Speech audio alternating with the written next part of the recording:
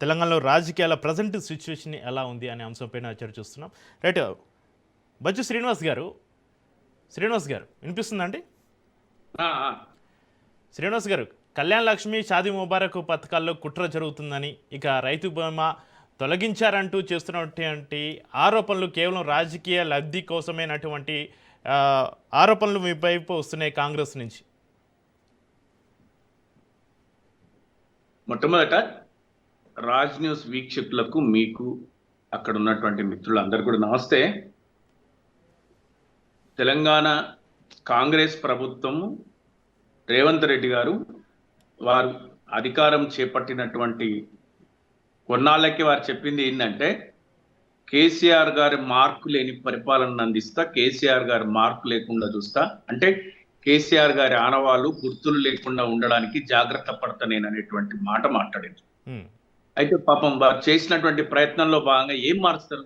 ఒక సెక్రటేరియట్ ను మారుస్తారా? ఒక అంబేద్కర్ స్టాచ్యూను మారుస్తారా? లేకపోతే తెలంగాణలో మనం చేసినటువంటి కమాండ్ కంట్రోల్ రూమ్ మారుస్తారా? ఇలాంటివి ఏవి అంటే శాశ్వత నిర్మాణాలు చేపట్టినటువంటి బీఆర్ఎస్ ప్రభుత్వం, లేకపోతే అక్కడ తెలంగాణ హైదరాబాద్ అభివృద్ధిని మారుస్తారా? లేకపోతే తెలంగాణ రాష్ట్రంలో 10 సంవత్సరాలలో జరిగినటువంటి మౌలిక వసతులను మార్చగలుగుతారా? లేకపోతే మనం చేపట్టినటువంటి మన లిస్టు చాలా పెద్దగా ఉంది. మనం చేపట్టిన దశాబ్ద కాలపు అభివృద్ధిని మార్చలేరు. కాకపోతే వారి మార్కు వేసుకునేటువంటి ప్రయత్నం చేయాలి, కానీ అది కూడా చేయలేనటువంటి పరిస్థితి. వారు ఇచ్చినటువంటి హామీలు లేదా గ్యారంటీలు, వారంటీలు, 420 హామీలు, 6 గ్యారంటీలు, వారు చెప్పినటువంటి రైతు సంపూర్ణంగా రుణమాఫీ చేస్తామన్నారు. అది కూడా కాంట్రవర్షియలే, ఎక్కడ చూసినా వివాదాస్పదంగా మారిపోయింది.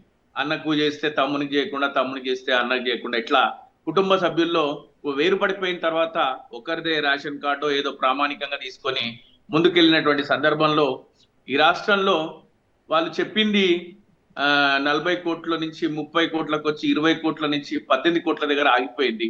చిట్ట చివరికి అది 16 కోట్ల 15 కోట్లకు పరిమితమైనటువంటి సందర్భం ఉంది. వారు ఏమంటే కొంతమందికి గ్యాస్ సిలిండర్లు ఇచ్చి, కొంతమందికి 200 యూనిట్లు ఇచ్చి, కొద్దిమందికి అంటే పాక్షికంగా చేసి సంపూర్ణంగా చేసినామని చెప్పుకునేటువంటి ప్రయత్నం చేసింది గడిచినటువంటి కాలంలో. మేము అసలు అప్పే చేయము, కడుపు కట్టుకుంటాము, లేదా మేము అప్పులన్నీ తీరుస్తాము, కడుపు కట్టుకుంటాం, మా ప్రభుత్వంలో అప్పులు ఎందుకు అవుతాయి అన్నారు. మనకంటే ఎక్కువ అంటే బీఆర్ఎస్ ప్రభుత్వంలో అప్పు చేస్తే సంపద సృష్టించింది, ఐటీ ఎక్స్పోర్ట్స్, జిఎస్డిపి, జీడిపి లాంటి అనేకమైనటువంటి కార్యక్రమాలు చేపట్టి అభివృద్ధి సూచికలను ఏర్పాటు చేసింది. మరి ఈ ప్రభుత్వం ఏం చేసిందంటే మనకంటే ఎక్కువ అప్పు చేసి, అంటే బీఆర్ఎస్ ప్రభుత్వంలో 2.5 సంవత్సరాల్లో 3 సంవత్సరాల్లో చేయాల్సిన, అంటే వాళ్ళు చెప్పినటువంటి 7 లక్షల కోట్ల అప్పు ఉందని చెప్పింది 10 సంవత్సరాలకి, మరి 2.5 సంవత్సరాలకే 4 కోట్ల అప్పు రీచ్ అయ్యారు. దగ్గర వాళ్ళు 3,80,000 కోట్లు ఎంతో అప్పు చేసినట్టున్నారు. అట్లా వాళ్ళు ఏ విధమైనటువంటి వాళ్ళ మార్క్ని ఏర్పాటు చేసుకోలేకపోయింది.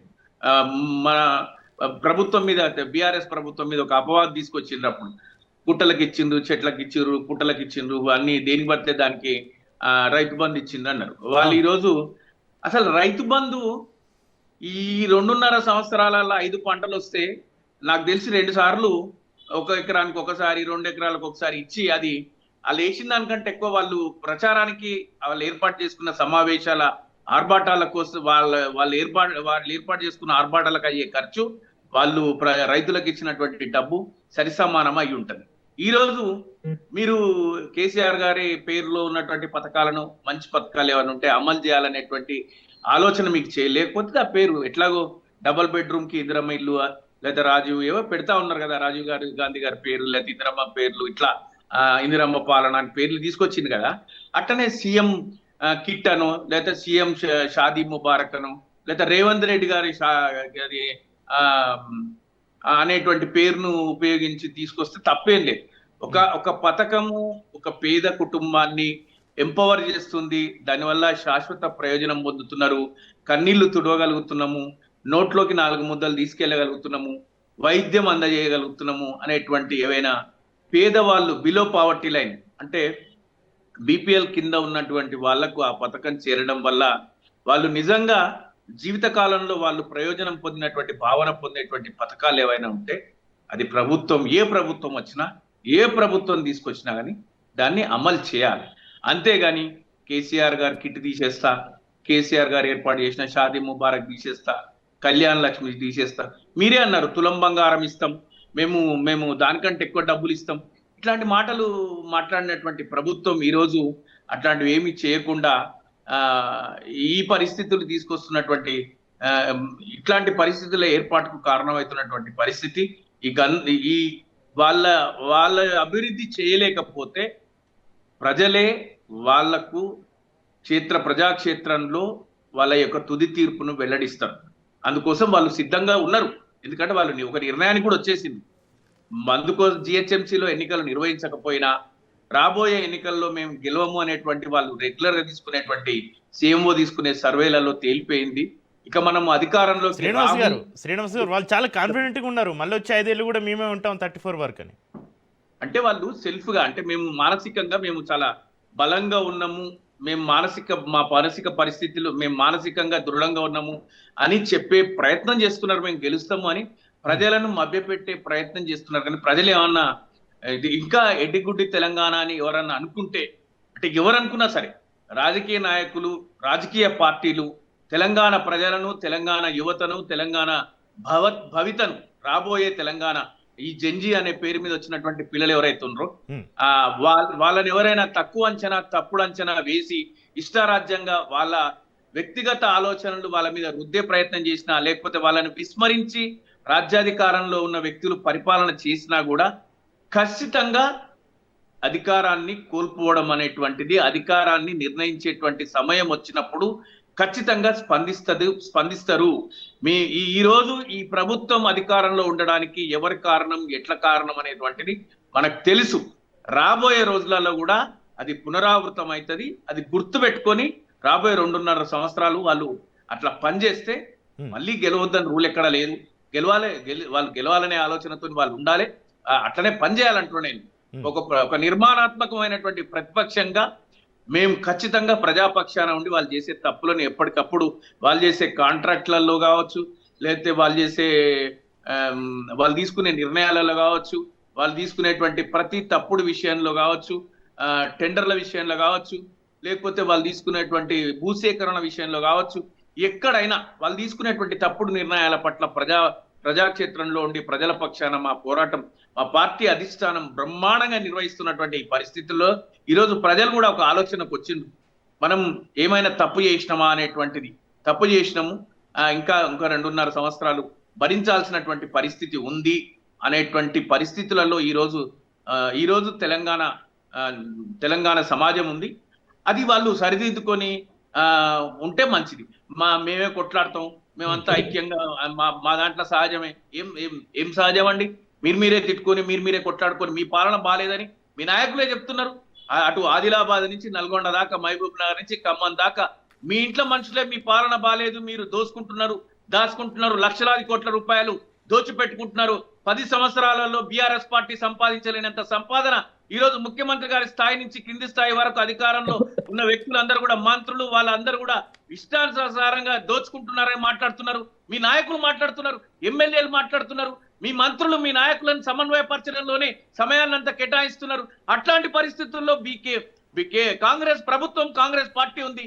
అట్లాంటి పరిస్థితుల్లో ఉన్నటువంటి కాంగ్రెస్ పార్టీ ఇంకా వాళ్ళు మేము చేస్తున్నది కరెక్ట్ అని మాట్లాడుతున్నంటే అది వాళ్ళు ఆలోచించుకోవాలి. అది వాళ్ళ విజ్ఞతకు వదిలేయడం. మనకు అది అంటే వాళ్ళ అంతర్గత కుమ్ములాటలు కూడా ఉండొద్దని కోరుకునేటువంటి పరిస్థితుల్లో బీఆర్ఎస్ పార్టీ ఉంది తప్ప వాళ్ళు కొట్లాడుకుంటే ఎవరికి న్యాయం అండి? మీరు కొట్లాడుకుంటే ఎవరికి న్యాయము? మీరు కొట్లాడుకొని మీ అంతటా మీరే భయపెట్టుకొని మా నాయన మంచోడు కాదు, మా అమ్మ మంచిది కాదు, నా భార్య మంచిది కాదని చెప్పుకునే పరిస్థితుల్లో నేను ఉన్నా అంటే, నా కుటుంబాన్ని నేను చెడు చేసి నేను మాట్లాడుతున్నా అంటే అది ఎవరికి మంచిది, ఎవరికి లోకువా? అట్లాంటి పరిస్థితుల్లో మీరు ఇంకా మా పార్టీ ప్రజాస్వామ్యం ఎక్కువ, అర్థం లాంటిది మా పార్టీ, మీ లోపల మాట్లాడుకోకూడదా? మాట్లాడుకోండి, మంచిదే. బీఆర్ఎస్ పార్టీ కానీ, బీజేపీ పార్టీ కానీ ఈరోజు ప్రతిపక్షంలో ఉన్నటువంటి పార్టీలకు అది మీరు అవకాశం కల్పించినట్టే కదా. అంటే శ్రీనివాస్ గారు ప్రతి పార్టీలో కూడా అసంతృప్తులు ఉంటారు, వాళ్ళు బయటికి చెప్పలేరు, మేము బయటికి చెప్తున్నాం అని అంటున్నారు. ప్రతి పార్టీలో అసంతృప్తులు ఉండారా? బీఆర్ఎస్ లో అసంతృప్తులు ఉండారా? చక్రి గారు బయటకి చెప్పకూడదు అనేది కూడా కాదు, బాహాబాహ్యం చేసుకోవడం కరెక్ట్ కాదు కదా. ఇంకా మరి ఈ కాలంలో కూడా మీరు బాహాబాయి చేసుకొని మేము కరెక్టే అంటారా? కరెక్టే అని మీరు నమ్మి మీరు ఇంకా అట్లే ముందుకెళ్తే వెళ్ళండి. మీ అది ఎవరికి లాభిస్తుంది అనేటువంటిది కాంగ్రెస్ రైట్. పార్టీ ప్రజలు చెప్తారు. ఇప్పటి నుంచి ఒక లెక్క, ఇప్పటి వరకు ఒక లెక్క, ఇప్పటి నుంచి ఒక లెక్క అని జంజీ అన్నారు. మీరు కూడా చెప్తున్నారు కదా, ఇప్పటి నుంచి అంతా జంజీ డెఫినెట్ గా అండి. ఎందుకంటే రాజకీయ చైతన్యం వస్తే మంచిదే కదా.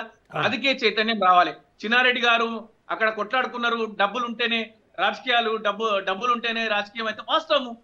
డబ్బులు ఉంటేనే ప్రజాక్షేత్రంలో ఎమ్మెల్యేలు కొట్లాడడానికి ఉత్తర భారతీయులందరూ అనుకుంటుండ్రు దక్షిణ భారతదేశంలోకి ఎమ్మెల్యే కంటెస్ట్ చేయాలంటే 100 కోట్లు ఉండాలి.